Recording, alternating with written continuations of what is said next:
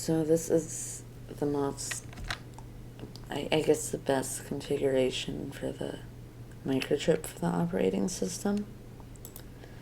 You'll press the power button on the bottom to power it up. You'll see the version. And if you want a list of all the commands, I guess it's unformatted, just type help. And help will bring up the commands. If you ever forget one, it'll tell you what arguments it accepts. I'll just explain the file once, because in the last 20 takes it took forever. Make file will make a file by the specified file name. Make file.txt. There you go, you have your file. You can do edit file. To edit your file, type in file.txt for the name. There will be a black screen, but that is fine. You can type anything.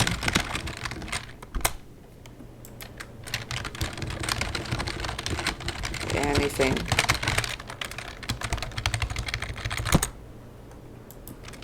That is complete gibberish. It has used up 1 kilobyte. Congratulations. So now you have your file.txt.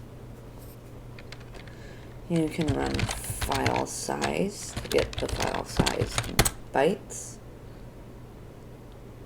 The rounding on that. And you can use read file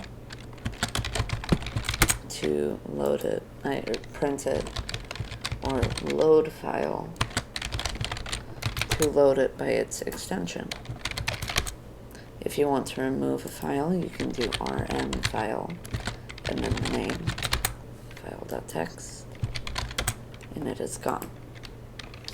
If you want to configure your system, you do config, puts you into the hardware manager. I have 3 drives connected, so I'll put that in. It creates a file called config, which is just a number. Read file can be used to print system files, but I personally prefer load file for system files, mostly because I spent more work on load file than read file. But they both have their own uses. If you want to create like a Lua executable, as referenced in the file help, you can create a file with makefile again with the .exe extension. File.exe. Put anything from Lua or Luau and inputs. The logically F3X specifics work. Remember to use star exit to exit the command prompt, or exit the file thing. I know I just said that, but still, I just did that. Whatever. You have the file.exe. To run it, you'll do load file, file.exe. Hello. It prints, and I specified that I wanted to print input, so I'll say hello to you, and that's all of the program.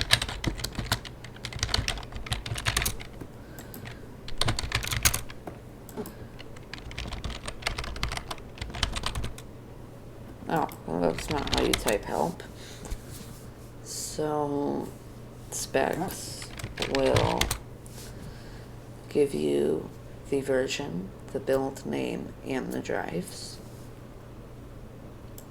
CD will set your current drive.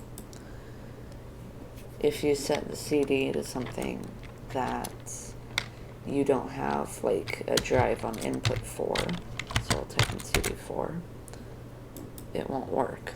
but it will set your directory to that. You can't do anything in this state. If I turn on debug and check it out, it breaks because there is no drive there. I'll turn debug off and I will go back to drive 1. If you want to clear the terminal, you type in clear, C-L-E-A-R. Next command is su, which is used to log into the root user. The password is visible in the source code because it's really just to prevent you from, I guess, drunk typing su and then deleting all the system files. So you can do anything with root. I'm going to exit that for now. Oh, right, that's not abbreviated. So, next command is going to be in this new package manager suite. We have RFD list, which will give us a list of all the current packages you can do. Right now there's only a calculator. I use that for testing. You can do RFD install, referenced install, calculator.exe. And now it has taken the code and put it onto our system. Read file calculator.exe. I'm not scared to show my source code. It's a bit finicky, but it works. If we load file, the calculator, we enter the calculator. We do 1 plus 1, 10, 10.5, which will be the square root,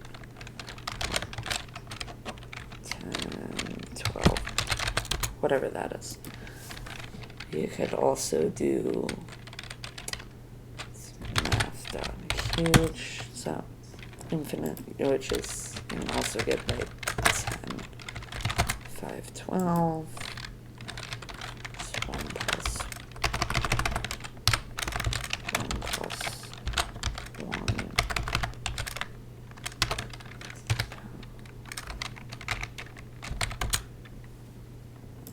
No. 1 plus 1, 3 over 2. I'm pretty sure it just exited that. Oh well. So you have your RFD install, URL install you'll take from getting a GitHub file, like a, let's see, I'll go in here, calculator, get our beautiful raw file, take the link, URL install, and then I'll paste the link in calc.exe. It'll install the calculator on here. Load file calc.exe. It works exactly the same way as the calculator we installed with reference does.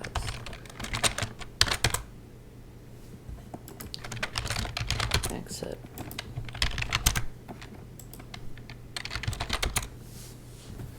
So I think that is all the commands. Oh, right. You can also run. Wait. I already did that. That is all the commands.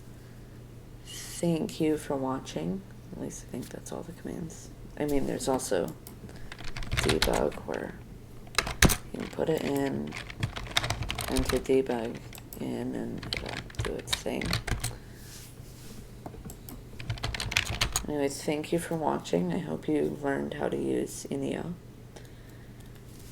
And I will end this video here.